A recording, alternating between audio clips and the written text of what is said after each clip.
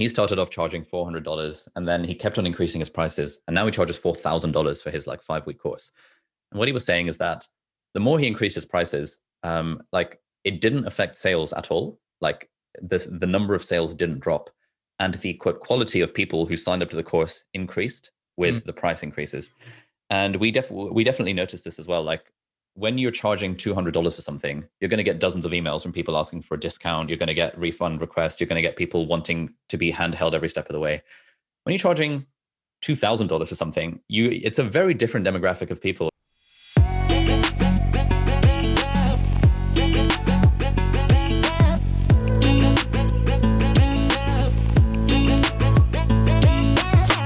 Hello and welcome to the Working From Home podcast with your host, Nelson Jordan. Today, I'm so happy to be joined by Ali Abdaal. He is a doctor turned YouTuber who has gained more than 1.3 million subscribers and hosts the Not Overthinking podcast, as well as running the part-time YouTuber Academy. So he's got a lot going on. Ali, thank you so much for joining us. It would be great if you could just give my audience a background on you, just kind of a brief overview. Yeah, hey, thanks for having me, Nelson. This is going to be a lot of fun. So yeah, my name is Ali, and I'm a doctor and YouTuber and podcaster. And I don't know, I guess background-wise, I'm most well known on the internet for my YouTube channel, which I started when I was in my final year of medical school in the UK, and that's been going on for the last 3.5 years. So I'd been churning out sort of 2-3 videos a week for the last 3.5 years, mostly while working full-time as a doctor in the UK's National Health Service. But now, as of August 2020, I've taken a bit of a break from full-time medicine. I was initially going to travel the world, but thanks to the whole pandemic situation, I've ended up kind of being, quote, unemployed and just sort of doing the internet entrepreneur thing. And so very much working from home all day, every day. Fantastic. I think that's a really nice intro to you. Like, one of the things that struck out there is doctors' hours, right? They're incredibly long in an incredibly demanding job. I've got lots of friends who are doctors and they don't want to do anything, or probably aren't even capable of doing anything after a shift. Firstly, like, how do you find the energy, I guess? Yeah. So I don't know. I feel like anytime I talk to Americans, they all think that doctor hours are like absolutely ridiculous, which they are in America, where it's like 80 to 100 hours a week. Whereas in the UK, we are kind of lucky in comparison because, thanks to all the different laws and contracts and stuff, we're only really allowed to work like 40 something hours a week. And so for most of my jobs, most of the rotations I was doing for 2 years, it was, I say only 46 hours a week, which actually leaves quite a lot of time in the weekends and the evenings. And when you're on call like overnight for a few nights, you end up having like 2 or 3 days off. And it was on those days off where I would sort of try and batch film like 5-6 videos in a row so that I would have the next month worth of content sorted. And so it was just using those sorts of standard productivity techniques that Tim Ferriss talks about in the 4-Hour Workweek, like batching and stuff like that, that really helped me do stuff on the side while I was working as a doctor. Fantastic. And then once you'd kind of got into the swing of those as well, didn't you also start something called SixMed? Yeah, so SixMed was a company that I started way back in 2013 in my second year of med school. I'd been, ever since I was in secondary school, I think from the age of 12, I'd been trying to do the whole make money online thing. And I taught myself to code, and I did freelance web design and graphic design. And every year, me and my friends would come up with some new scheme to make money on the internet. We tried all the whole pyramid schemes. We tried the multi-level marketing stuff, and it all just failed. But I think those like 6 years of failed businesses meant that when I was in university and I had an idea that was actually good, that, hey, why don't I help other people get into med school? I had the skills of web design and coding and stuff to be able to build a pretty looking website around it, because at the time in 2013, it wasn't as easy to make a pretty looking website as it is today. Sure. And then we built like a question bank on top of that me and my brother coded with PHP and sort of like React.js and all these kind of cool things that I'd sort of learned alongside school and university. So yeah, SixMed is still running. I don't really have much active involvement in it right now because I focus on the YouTube channel, but yeah, it's been going for 8 years now. Fantastic. Well, given that you've got all of those skills, my kind of next question would be, why YouTube? Yeah, so YouTube actually started off as a content marketing strategy for 6med. Right. So we were teaching kids how to get into med school, and I had been teaching personally for like 6 years, and I knew a lot about how to get into med school. And I thought, you know what? Why don't I do the content marketing thing of creating free content on YouTube that is like good and educational and stuff? Mm. And that would then hopefully, if people see my videos about preparing for the BMAT or preparing for medical school interviews, they would think, oh, this guy knows what he's talking about. Why don't I look in the video description and sign up to his paid course? So it started off like that. Right. And very quickly, I kind of got the bug and I was like, oh, this is actually really fun. Why don't I talk about things other than med school as well and talk about effective study techniques, which was something I was a big fan of. And I thought, hey, why don't I vlog life as a medical student at Cambridge? Because that's kind of intriguing. And then, hey, no one's really doing this medical doctor vlogging thing in the UK. At least they weren't at the time. And so I sort of stumbled into this gap in the market for like a medical school vlogger type situation. And that just sort of snowballed from there into now what is like a tech and productivity and lifestyle type YouTube channel. Mm-hmm. So that seems like it's almost like a natural progression, and that you wouldn't necessarily have gone into those things ahead of time. What do you think of the advice that people say, you have to be focused on one thing, you have to be just consistently doing this, and have a plan, say no to everything kind of outside of that? It sounds like you've kind of gone against the grain. Yeah. So I think this is hard to answer. Like a lot of our students on the Part-Time YouTuber Academy, which is my course, ask about this as well. Like, to what extent do you focus on a niche versus sort of do whatever you want so you can make the things you're interested in? Mm. And the quote correct answer that all the YouTube growth and all of the business people would say is that the riches are in the niches. The more you niche down, the more you can blow up, which, a phrase that gets thrown around on YouTube. And I think that is true to a degree. And I think partly why my channel succeeded early on was because it was very niched down in terms of only targeting people applying to medical school at Oxford and Cambridge and Imperial and UCL. Like that's a tiny, tiny, tiny audience. It's like very, very niche, like maybe a few thousand people a year in the world. And it started off like that. And I think because I was able to serve that audience very well, then it meant that over time I could move into sort of adjacent fields and slowly expand the audience out over time. And so for the people that I kind of coach on YouTubing, that's what I usually suggest, that if you can, and if you care about growth, then you probably want to niche down at the start, and then you can always slowly expand your niche over time, and things will just sort of evolve naturally. That makes a lot of sense. I think that like the natural evolution, I mean, the people that are interested in kind of getting into those places are also the sort of people, as you said, that are going to be interested in productivity skills because they've got productivity skills, study skills, that sort of thing. Because once they're in, they're going to need to know how to study for exams and how to kind of balance their schedule and stuff like that as well. So there is kind of that progression there. Is there anything that you'd wish you'd known when you'd kind of started out? Before you said, okay, I did this thing, then this thing, and this thing. Is there anything that stands out that you're like, I really could have done with skipping that step? I'm not sure there's any steps I would have skipped, but I really wish I had started repurposing content a lot sooner than I actually did.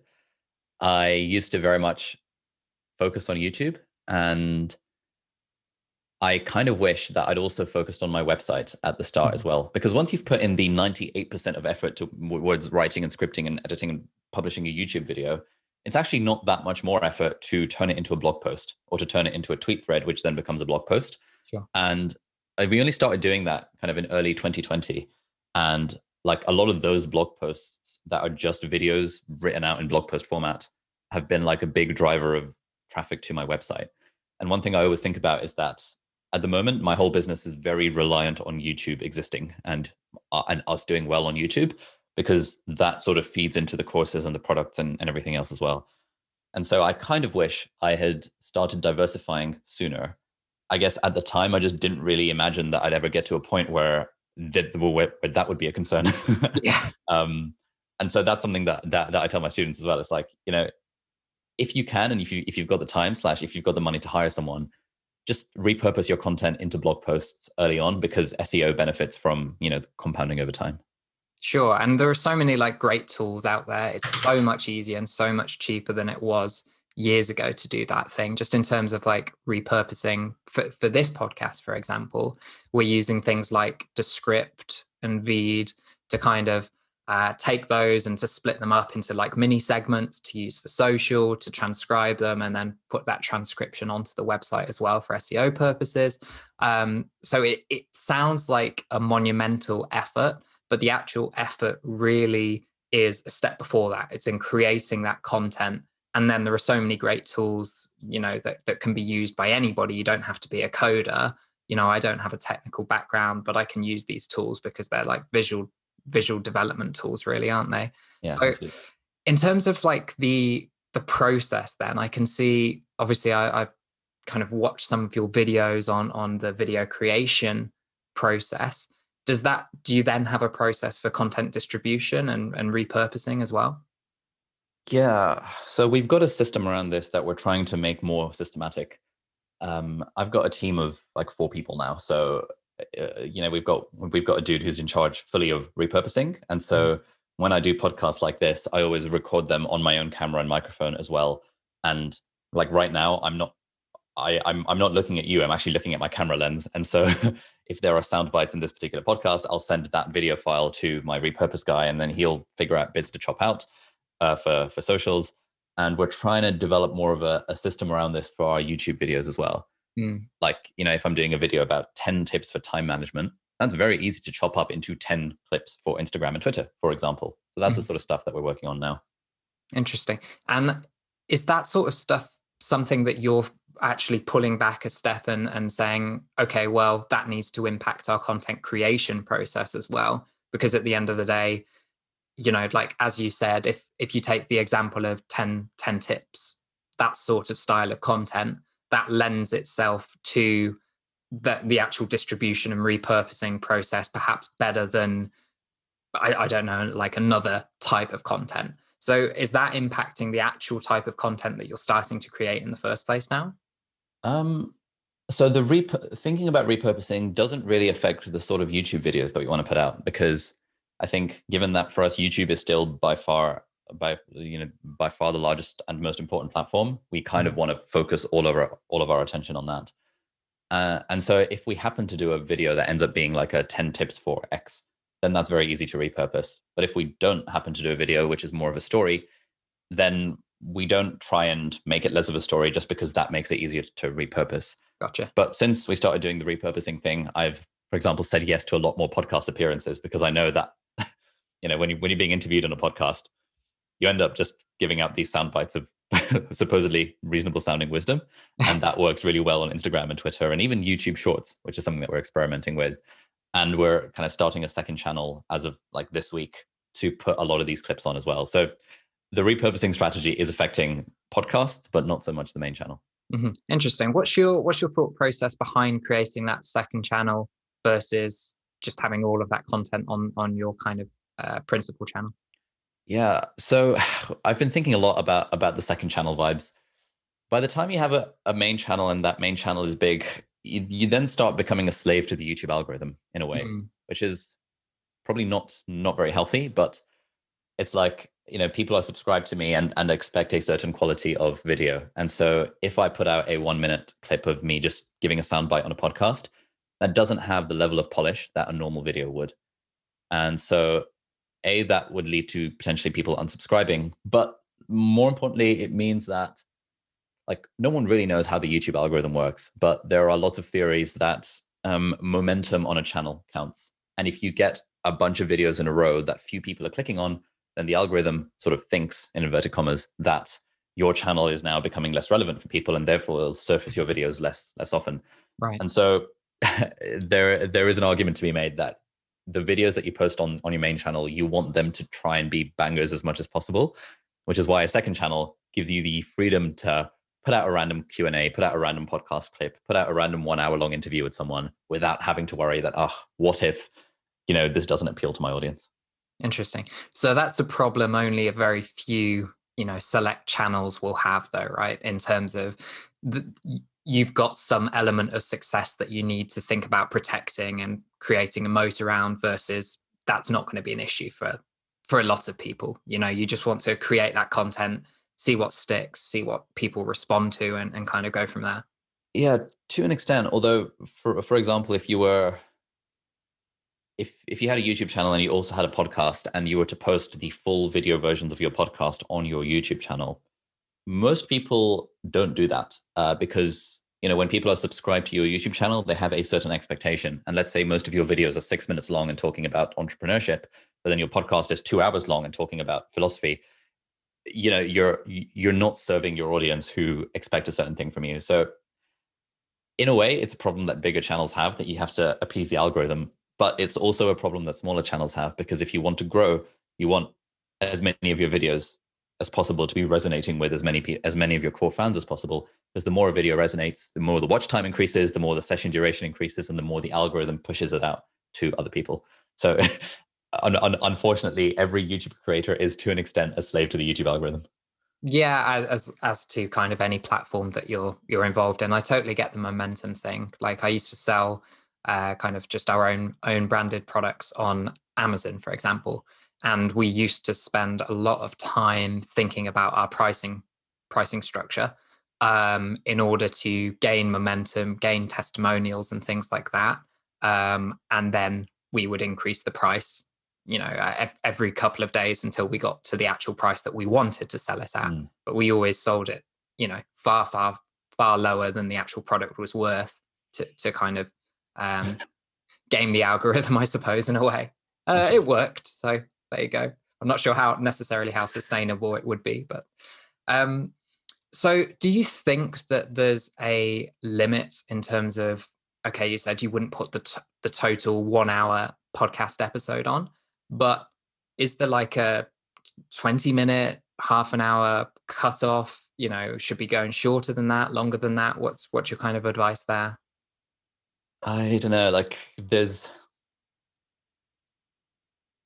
it's hard to give a firm answer on this because it's all sort of based on guesswork and instinct and what other channels have done.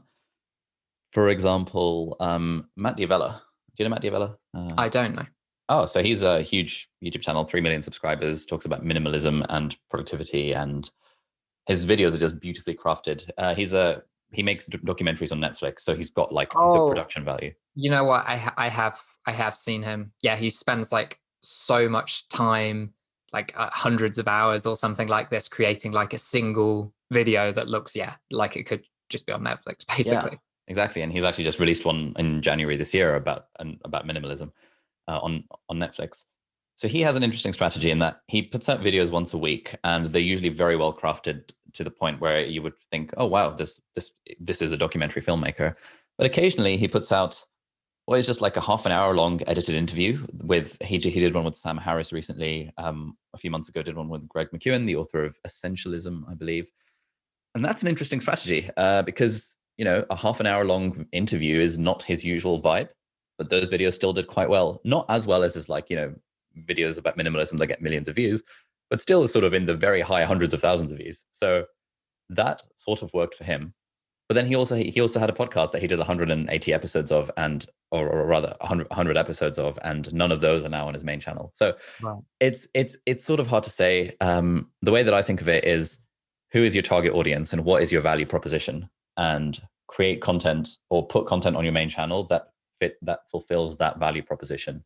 If you care about growing. If you don't care about growing, then you can do what you want, right? Obviously, there's that spectrum of how much do I want to treat this like a business versus how much do I want to treat this like a hobby. If you're a hobbyist, it doesn't matter. You don't care about the algorithm. But the more you treat it like a business, the more you do maybe want to be thinking about the algorithm. And so, yeah, that creator audience fit is really important. And so part of it is sort of what is the expectation that the viewers have. Part of it is the value proposition that you communicate to the viewers. It's really hard to say. Yeah, it's been very interesting. Like I'll give you kind of a specific example that I was quite surprised about. So I'm releasing a piece of content soon, which will be out by the time that this podcast is released, around like how I used Card, which is like a one-page like website builder. I'm sure you're familiar with it. To land like an interview with an up-and-coming startup. But when I actually looked at like what other content that I could do to kind of support this, I looked at the YouTube videos, and the ones that were doing the best seemed to be these like actually quite poorly produced, um, like kind of just videos that go on and on and on and feature loads of like random like K-pop examples and stuff like this. And they're almost like over the shoulder following along. And that's really, really surprising. So like it was totally against my assumption of what would work, right? I kind of assumed that when somebody was Googling or putting on into the YouTube search bar card tutorial, I figured they'd want like really clean, really like, this is what you do, step 1, step 2, step 3. And then actually the results were completely different to that. So how much of your time do you spend kind of, you and your team kind of doing research when you come up with a content idea? Do you actually look at what's working well in the space now, or you just kind of say, well, this is what my audience likes, so I'm going to approach it this way? Yeah, I think for most videos, we spend about 5 or 10 minutes looking at what else is in the space. Okay. The main thing that we're looking for is what are the titles of videos that are performing disproportionately well? And by disproportionately, I mean high view count relative to the channel's subscriber count. So if there's a video called How I Take Notes on My iPad Pro as an engineer student that has 2 million views and the channel has 20,000 subscribers, then we're thinking, okay, that's interesting. And so often we'll base our choice of titles around what else seems to be working in the space. Or if there's a video that someone's done about something, again, where it's disproportionately well performing, sometimes we'll watch the video and see, okay, what are they doing? What's the angle here? What can we do that's different / better than what this person has done? But it's only about 5 or 10 minutes per video. Mostly it's sort of, at this point, we've been doing this for 3 years. It's just the instinct and, hey, what would make for a good story? And what's a title that is kind of clickbaity, but that is still not quite clickbaity? And also, how do we hold the viewer's attention? And how do we craft the video in a way where we're holding back some of the information until later on in the video to encourage more people to watch? So it's all those sorts of things that are going through our mind as we're crafting a video. Interesting. So one of the things I want to talk about is like video production value. Just super impressed with all of your videos, because even when it's just you talking to the camera, there's always not just what you're saying, but things happening on the screen as well in terms of the little animations and cuts and stuff like that. Do you think there's anything that like a lot of YouTubers who want to grow their channel overlook about that side of things? Yeah, I think production value is, again, one of those things that's very important, but also not very important. The way I think of production value, it's like, yes, you could just start videos on your iPhone, and you absolutely can do that. But nowadays, the bar for quality on YouTube is so high that if you're a sit down and talk to the camera educationally type channel, people expect a certain level of production value. And it's very easy to increase your production value. All it takes is money, and it's just a one-off cost. And as soon as you upgrade your camera or your lens or your lighting setup, suddenly every single video you're producing from that point onwards has that upgraded production value. And so, like, I don't think production value should be a reason not to start YouTube. And so for a complete beginner, my advice is usually that screw the production value. No one cares. Start with your iPhone, because at that point, just being able to consistently churn out content and getting comfortable talking to a camera is the limiting factor. But then once they've done it for a bit, and it's like, okay, cool. If you want to take this seriously, and would you subscribe to a channel that looked like it was filmed with an iPhone with terrible audio? Probably not. Whereas would you subscribe to a channel that had the same content but looked a little bit nicer and crispy? Probably, maybe. And so in that sense, it's worth upgrading production value. I think one thing a lot of beginner YouTubers overlook is pauses. This is something I learned from Hank Green of the Vlog Brothers early on when I started on YouTube. And he made the point that when we're watching videos, we're so used to the edit being sharp and snappy that any pause in the video is magnified in our minds. And he had on his second channel a video of just an uncut, unedited video of him editing a video. And I just saw just how much he was just completely getting rid of every single pause. And that's a technique that I used as soon as I saw that. And I see that maybe because I'm used to it, but I see that this is something a lot of beginner YouTubers don't appreciate, just the importance of a very, very, very tight cut so that the viewer in a way, doesn't have space to take a breath unless that's specifically the vibe you're going for. I think pauses should be very intentional in video editing rather than accidental because we happen to take a breath or because we happen to be thinking for a few seconds. Mm-hmm. I've noticed that like more closely with mini clips that are used for social media. I suppose I think people are more kind of thinking along the lines, well, we've only got 15, 20 seconds here. So we're going to take lots of different parts of the podcast related to the same thing and stitch those together. Those seem to be like a lot more rapid fire. And I think it's like easier to notice. But yeah, that's such an interesting kind of topic around YouTube. It's one of those things that you don't instantly think of as somebody like new to YouTube, right? You're thinking along the lines of like, oh, okay, how do I like make this look good? How do I get the right content? How do I put the right keywords in this to be found by the audience? You don't think about things that are important, but are perhaps a little bit more hidden, like, just cutting out the pause times. That's really interesting.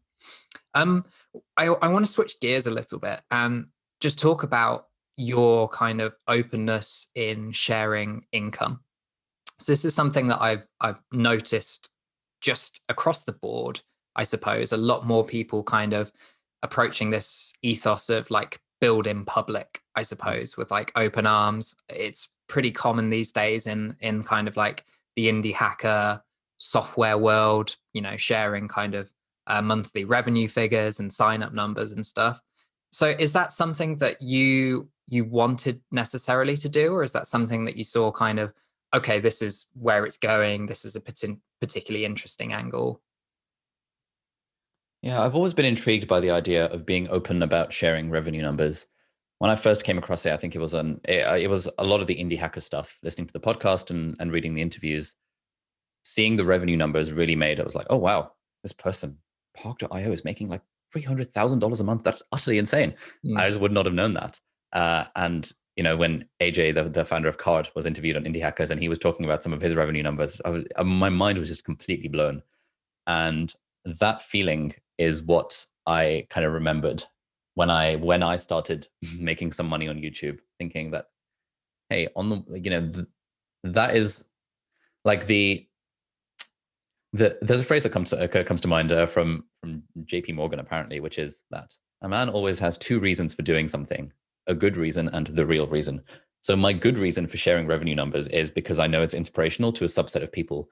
Perhaps my real reason for sharing revenue numbers is because of the flexing, the social status, the prestige, the views, the clickbaitiness, and the fact that people would then say to me, hey, you're so open and transparent and stuff. And I get a kick out of that happening. So there's a sort We're of the happy two sides. to oblige.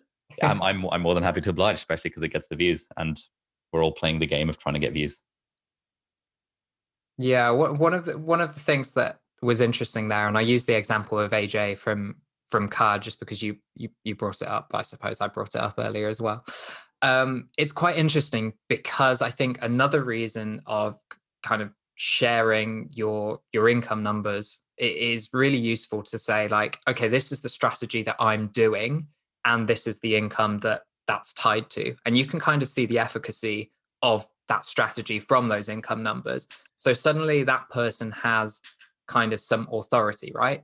Because they have said, okay, well, this is the strategy that I use. This is the numbers. Those are the results. And then you get the feeling of whether to trust that person or not. Like something that's really, really interesting is like with AJ's specific example for Card, like they don't have a blog, which is just kind of really bizarre for every other person who's kind of in this space that has always been told, okay, well, you need a blog, you need to be regularly producing content, you need to do this, this, and this. And then, as you said, you look at AJ's numbers and you go, wait, like this guy has got that without following this kind of standard advice. So it's really useful from my perspective when people share those numbers, because you can also kind of reverse engineer it to say, well, hang on, they've done this, this, and this. Maybe that's more useful than somebody actually giving me like quote unquote advice on what I should do. And I don't know if that person is actually successful or not. But yeah, that's kind of what I think around there anyway. So just from a personal level, like how do you feel taking the decision to take a sabbatical? Yeah, so taking a sabbatical from medicine is a surprisingly common decision. I think in 2019, the figures was like 70% of doctors after their first 2 years took some sort of sabbatical. Mm, Most people in that time, they'll do locum, so part-time shifts at the hospital to make ends meet, and might like travel or might go to Australia or might do a research project or might work in London for a bit. Um, my plan was to travel the world and potentially do some emergency medicine in Australia just to kind of get a feel of what that was like. mhm. But then, kind of thanks to the pandemic and thanks to the YouTube channel going like ridiculously well in 2020, I thought that it just made perfect sense. The problem with medicine is that once you're in a training pathway, which is like 8 years long, it's a very much a sort of conveyor belt, and you sort of get swept up and spat out at the other end. And you can take time off during training while you're in the middle of a program, but you have to jump through a lot of hoops. You have to justify it. You have to explain why it's relevant to your career. And I thought, you know what, I've I've been in full-time education from the age of 0 to 24, and then I worked full-time as a doctor for 2 years. At this point, I'm relatively young. I have no bills. I have no dependents. I might as well take the opportunity to do whatever the hell I want and travel the world, being supported by my YouTube channel, which I felt was an opportunity that would be a lot harder to get in the future, especially if I get married and have kids and that sort of stuff. And partly because the YouTube channel was going so well, it was like, I'm working 46 hours a week as a doctor. If I and commuting to work for 2 hours a day, if I can actually put that time towards building the business, then right now things are going really well. And so you want to make hay while the sun shines. Because one thing that's always in my mind is that there are very few YouTubers who are successful today who were around 10 years ago. And there are a lot of YouTubers that have their 5 minutes of fame and then they become irrelevant and sort of no one cares about them anymore. Mm. And so I'm thinking that while my channel is growing, while I've got the chance to capitalize on this, I should take that opportunity, because I can always go back to medicine, but I can't necessarily always go back to making videos on YouTube. Sure. Why do you think that people can't, stick around for that long? The longevity isn't there typically with most YouTubers. Yeah, I think some YouTubers have done a really good job of sticking around. Someone like Marcus Brownlee, MKBHD, tech reviews, tech YouTubers. That feels like a good niche to be in, because in a way, the older you get, the more experience you get and the Mm. more authority you build around this niche. Whereas a lot of like lifestyle and fashion and beauty YouTubers, when they're sort of 16 to 21 making makeup videos, that is very different to when they're 31 and making makeup videos. And so I think it just is a case of, as you build an audience on a platform, and that audience cared about you at that moment because that was what they cared about at the time, but they might not necessarily care about you 10 years from now. And so that is a fear that I often have, is that, okay, I need to do stuff today that sets me up to continue to be relevant 10 years from now. And I look at people like Tim Ferriss, who've done this really well, where, his book came out in 2006 or 2007. And in 2021, he is like, 1,000x more famous than he was back then, and still provides loads and loads of value to the world. And I think partly why that is because it's now less about him and more about the guests that he showcases and things like that on his podcast. So yeah, I think YouTube feels like a dangerous platform to build a living off of for that reason. And that's why I'm so keen on diversifying away from YouTube these days. Hmm. That makes complete sense. Like the two examples that you gave there, kind of the tech review side and also the Tim Ferriss, they're about like showcasing other people and raising them up, and it's about leveraging what they're doing. These are the people who are actually doing stuff in the space. You're just kind of the person who shines a light on them, and you have basically them kind of creating your content for you almost in a way. So those seems like really sensible things, versus like, as you said, like the beauty example where, yeah, perhaps you're actually going to age out, or your audience are going to age out of that. Is there anything that you're kind of thinking of in terms of next steps that you can kind of share with us? Obviously, there'll be some things that you want to keep close to your chest in terms of, okay, you've got the YouTuber Academy now. Are you kind of concentrating on that, or are you even looking kind of one step ahead? Yeah, so I'm actually writing a book at the moment, and I Oh, think wow. that's like the next level, as it were. And so everything else really is a distraction from writing the book. And I've been realizing recently that I just have my calendar so full of calls and stuff and meetings and this and that that I haven't really given myself the uninterrupted creative hours to actually make progress on this book in a meaningful way. Mhm. And so from next week, I've decided I'm going to block out. I'm not going to take any calls or any meetings before 1 p.m. And then I'll theoretically have that 5 hour block in the morning where I can just write. So that's like the main thing that I'm working on. And I feel like having a book out there, especially if the book can be good and can, for example, hit a bestseller list or something like that, that would be really, really cool. And that's the sort of thing that gives you longevity in this sort of world. Like, if James Clear had a YouTube channel, it's not quite the same thing as if James Clear has a best-selling book that sold 3 million copies. That unlocks a lot of opportunities, even away from the internet, like speaking at conferences and becoming a thought leader in a space and stuff.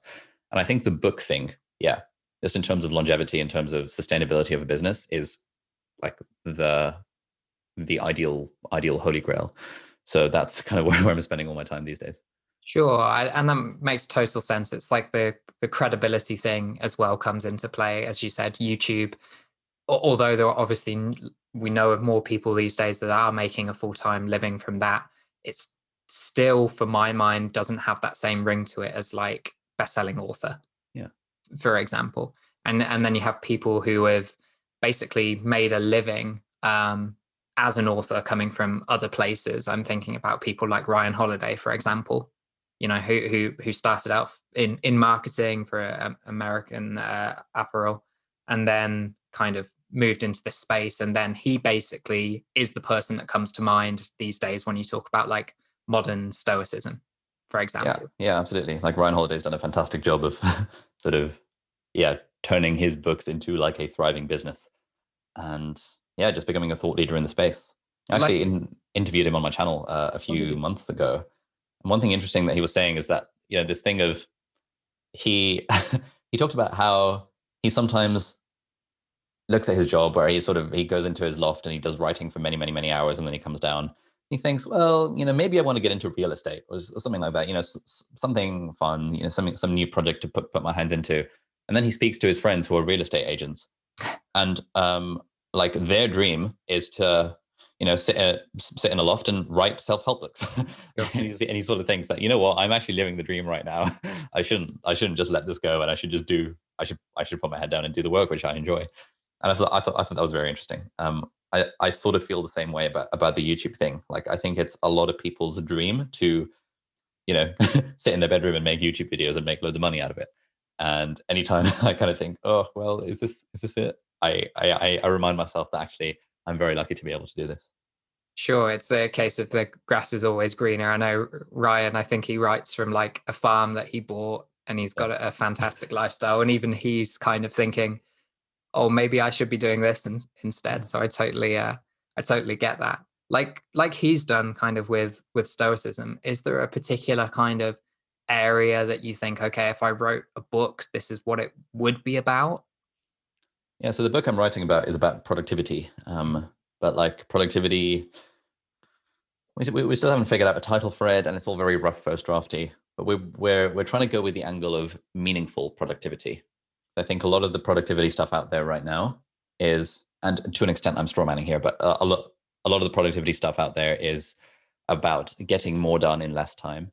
Whereas I think part of the equation that's maybe missing, or at least not as much talked about, is, you know, actually before that step, how do you figure out what are the meaningful things that you actually do want to do with your life? What are the meaningful goals you want to set? Like, how do you make sure the stuff that you're doing is taking you somewhere that you want to be? And so that's what I'm trying to explore in sort of researching this book. That's interesting. Yeah, I've heard some like several different angles on this about like it's not productivity, it's effective productivity, and kind of the difference between speed and velocity. Yeah. So that's really interesting. I'm sure it'll be a great read. I just want to talk about the part-time YouTuber Academy, because obviously you've got kind of a whole wealth of knowledge that you've picked up over the last few years about how you've grown your own channel. And now you're kind of sharing that knowledge through the YouTuber Academy. So could you talk a little bit about that? Yeah. So yeah, the Part-Time YouTuber Academy is now a 6-week live online course that me and my team do.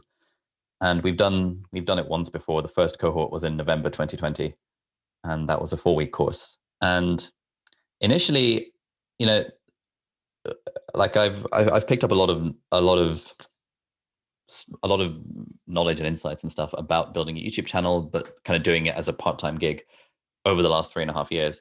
And I've spent like tens of thousands of dollars on coaching and courses and stuff, and building systems around my channel so that I can churn out content without it taking over my life. Mm. And you know, a lot of people would email them and ask, "Hey, I'm starting a YouTube channel, but I don't want to quit my job. How do I do it? How do you do it?" That sort of thing. Initially, we were thinking of turning it into like the standard self-paced online course where you just record a series of videos and sell it for like $200. Mm-hmm. Then I spoke to people like Tiago Forte and David Perel, who run their own live cohort courses. And they said, "Hey, have you considered doing this as a live cohort?" And I honestly hadn't at the time, because I just assumed doing stuff live, like, what's the point? It's just a Zoom call. Mm-hmm. And, it's not very passive, and I'm all about the passive income. But what their point was is that it's like nowadays, it's a lot less about the content and much more about the accountability and the community and the transformation that students experience. And you just get much more of that on a live cohort than you do in a self-paced course. In a self-paced course, you're lucky if 2% of the people who do the course will complete it. Whereas if you're charging $2,000 and you've got 200 people in a live cohort, then, it's just a different kind of ball game. And so the first time we ran it, I was so surprised by how well everything went down and how fun it was to actually teach sessions over Zoom, and how wholesome and nice the community was. And now we've got an ongoing members community with about 100 and something people in it, and it's very active, and we have weekly events, and it's just so great seeing people actually making progress on their YouTube channels. And so I'm very bullish about live cohort courses in general. And the thing I try and say for the YouTuber Academy is that it's not really about the content. Like, there's nothing interesting about the content. Like, it's all available for free on the internet if you want to, troll through podcast episodes for ages like I've done. Like, it's not the content. It is instead about the community and the accountability. And it's like the difference between signing up to a gym and having a personal trainer. For some people, sure, they'll get henge by just going to the gym and Googling a workout plan, which is fine. But for someone like me, I'm not going to do anything if I'm on the gym on my own. But if I have a personal trainer who's telling me what to do, then it just completely accelerates my results. So that's sort of how we're approaching the Part-Time YouTuber Academy. Totally get it. Like, is there anything that you kind of was a bit of a surprise to you with the YouTuber Academy, given that actually, like, that's the first time you've been involved, to my knowledge anyway, in kind of direct training and particularly like live training versus, content creation? Yeah, there were so many surprising things about it. One of them was just how, like, I had like a huge amount of imposter syndrome going into it. Like, I thought, why does anyone want to listen to me? I've only got 1 million subscribers. Surely they should listen to someone who's got 10 million subscribers and things like that. And, why does anyone want to listen to me? I've just sort of lucked into this, and, all this stuff is available on the internet. Like, there's nothing new here. Like, you can easily just go on Video Creators or Media or Think Media, or you can read 10 secrets to YouTube, or you can go through 30 days to a better YouTube channel. There's all these things that you can do to get the content that I've just packaged up. And I think it was that curse of knowledge that C.S. Lewis talks about. And Derek Sivers has a great post called "Obvious to You, Amazing to Others." And I was so surprised. Like, a lot of the most mundane things that I would be mentioning, that I would think is like mundane, and surely everyone knows this, people will be like, "Oh my God, that was game changing." And I just didn't quite appreciate just how much knowledge I'd actually picked up about this YouTube thing over the last 3 years of doing it. So that was like really surprising and really nice. I was also very surprised by just how important the community aspect was to people. Initially, when we started the course, I was saying to the team, you know what, do we even need a community component? Do we need to have a community on Circle? Because I feel like when I do a course, I'm not particularly involved in the community because I spend most of my time like doing the work. And the team were like, hell yes, we need a community. And I'm so glad they said that, because the community was, like, for a lot of people, the most valuable part.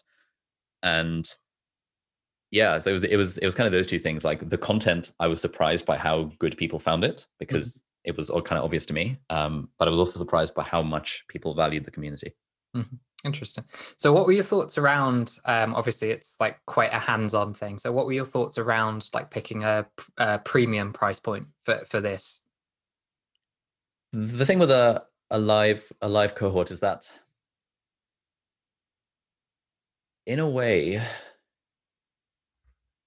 part of me wants to say you do have to charge a premium because it's more effort. But like, I don't have to charge a premium. We could have just kept the prices low. The thing that clinched it for us was speaking to David Perel, who runs a course, Rite of Passage. And he started off charging $400, and then he kept on increasing his prices. And now he charges $4,000 for his like 5-week course. And what he was saying is that the more he increased his prices, like it didn't affect sales at all. Like the number of sales didn't drop. And the quote quality of people who signed up to the course increased with the price increases. And we definitely noticed this as well. Like when you're charging $200 for something, you're going to get dozens of emails from people asking for a discount. You're going to get refund requests. You're going to get people wanting to be handheld every step of the way. When you're charging $2,000 for something, it's a very different demographic of people. It's a demographic of people who will take it seriously, who won't ask for discounts, who won't who are incentivized and, put the investment in to actually do the work. And so we kind of thought that, hey, we'd rather cap our numbers and increase the prices for this to continue to be like a ridiculously lucrative business for us, while also trying to have as much of a hands-on approach as we could for our students. So we have we do a lot of like data gathering behind the scenes and keeping track of every single student to make sure they're having a good time, and sending emails every week to be like, hey, you haven't done last week's homework assignment, everything okay? Anything we can do to help? I think that sort of stuff benefits from having fewer students but charging them a lot of money, rather than the mass market approach of having loads of students and charging them small amounts of money. Makes a lot of sense. Like even just this last week, I've seen like the founder of Gumroad has come out with like his own course and again gone for a premium price point. He'll no doubt raise that the next time he runs that, I assume. So just to wrap up this interview, what's kind of like the one standout piece of advice you'd give to somebody looking to kind of emulate your success? Ooh. My usual spiel is that if you can, so 3-step process. Number 1, create useful videos or create useful content. Number 2, publish it once or twice a week. And number 3, do it for 2 years. And my guarantee to anyone listening to this is if you follow those 3 steps, then I guarantee you that your life will completely change. I can't put any numbers on it because, the numbers are entirely outside of our control, but I can fully guarantee that your life will change in ways you can't imagine. You'll meet people on the internet, you'll make friends, you'll get messages from people who like your stuff. You'll just like massively multiply the opportunities that are available to you. And you might even make a decent amount of money on the side. It just requires create useful stuff, put it out once or twice a week and do it for 2 years. And it's that third bit of do it for 2 years that so few people will actually stick to, because you kind of have to have the faith and the patience that this will pay off at some point. And it's okay if no one reads my stuff for 2 years, as long as I continue to make useful stuff and try and improve it a little bit over time. Fantastic. Well, thank you so much. So for the audience that haven't heard of you, those few people, where can they find you? Yeah, so my YouTube channel is probably the easiest place. If you just search for Ali Abdaal, you'll find me there and you can check out the videos, and yeah, hopefully you'll enjoy them. Cool. And where can people find your part-time YouTuber Academy? Oh, so that's linked somewhere on my website. I think the URL is academy.aliabdaal.com. But if you just Google part-time YouTuber Academy, you'll find, I'm sure, hopefully, fantastic. The SEO for that is reasonable. Yeah, well, all the links for these will be in the show notes as well. So Ali, thank you so much. Really, really appreciate it. And hopefully speak to you soon. Thank you, Nelson. Speak to you soon. And that's it for today. You've been listening to the Working From Home podcast with me, Nelson Jordan. We've been talking about the good, the bad, and the ugly side of remote work. Thanks so much for listening, and I really hope you've enjoyed the time you've spent with us today. If you'd like to discuss the podcast, you want to make a new friend, or you're interested in working with me on a copywriting or digital marketing project, then visit nelson-jordan.com. That's nelson-jordan.com, where you can also sign up to my newsletter to hear about this podcast and other exciting projects. Until next week, goodbye.